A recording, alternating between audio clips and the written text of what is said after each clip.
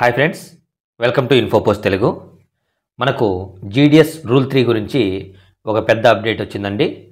అదేంటంటే నిన్నటితో మనకు రూల్ 3 ట్రాన్స్ఫర్కు అప్లై డేట్ అనేది నిన్నటితో ముగిసింది.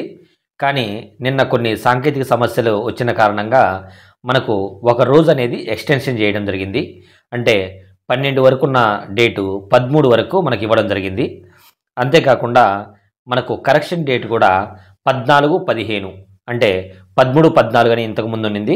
ఇప్పుడు 14-15గా మార్చడం జరిగింది. ఇంకా మిగతావన్నీ కూడా అదే విధంగా మనకు రిజల్ట్ అనేది ఉంటుంది. అంటే 26వ తేదీ రిజల్ట్, మళ్ళీ జాయినింగ్ కూడా 11వ తేదీ అనుకున్నట్టే 11వ తేదీ మాత్రమే మనము రిలీవింగ్ అయ్యి కొత్త ఆఫీస్లో జాయిన్ అయ్యేది ఉంటుంది. నెక్స్ట్ రూల్ 3 ట్రాన్స్ఫర్స్ గురించి మన యూనియన్ నాయకులైనటువంటి మహదేవయ్య గారు అండ్ వాసిరెడ్డి శివాజీ గారు పోస్టల్ శాఖ అయితే కొన్ని ప్రతిపాదనలు పంపడం జరిగింది. చాలామంది ఈ డిలే అయిన కారణంగా అవి ఏమైనా మనకు ఇంప్లిమెంటేషన్ ఉంటుందా అని చాలామంది అయితే అడుగుతున్నారు.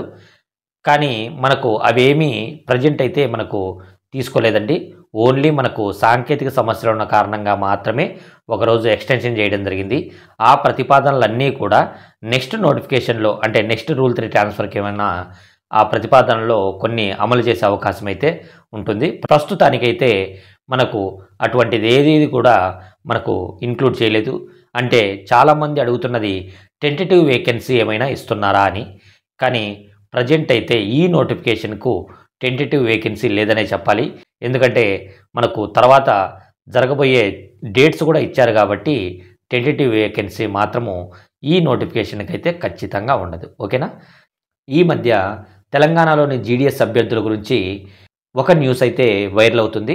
ఆ న్యూస్ సారాంశం ఏంటంటే, మన ఖమ్మం ఎంపీ అయినటువంటి రఘురామరెడ్డి గారు కేంద్ర పోస్టల్ శాఖ కార్యదర్శి గారికి ఒక వినతి పత్రం అయితే అందజేశారు.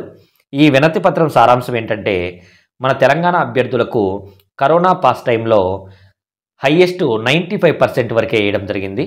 అదే ఆంధ్ర పరిస్థితి చూసినట్లయితే అక్కడ వారికి 100% వరకు, ఈ కరోనా పాస్ వారికి 100% వరకు పాస్ పర్సెంటేజ్ ఇవ్వడం జరిగింది.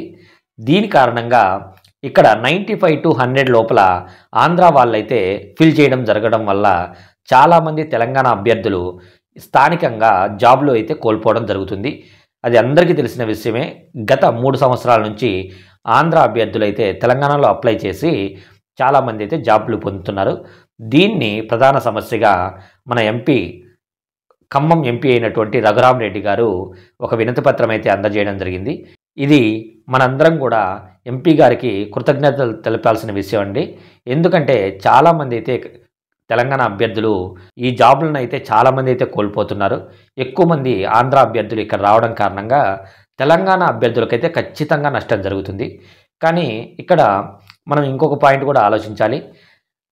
మనకు సెంట్రల్ గవర్నమెంట్ జాబ్స్ ఏవైనా కేటాయించినప్పుడు స్థానికంగా ఉండే అభ్యర్థులను దృష్టిలో ఉంచుకొని ఎక్కడ కూడా సెంట్రల్ గవర్నమెంట్ జాబ్స్ అనేది ప్రతిపాదన చేయరు.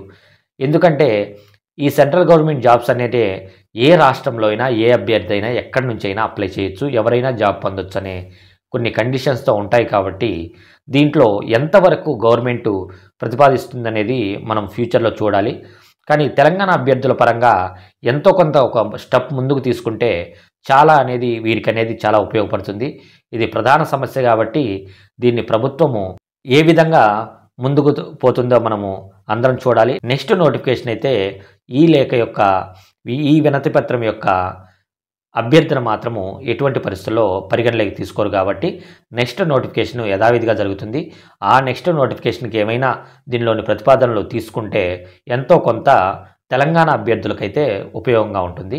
తీసుకోవాలని మనం అందరం కోరుకుందాం. ఎందుకంటే ఎంతో కొంత తెలంగాణ అభ్యర్థులు ఈ విషయంలో మంచి జరిగితే ఖచ్చితంగా స్వాగతించాలి.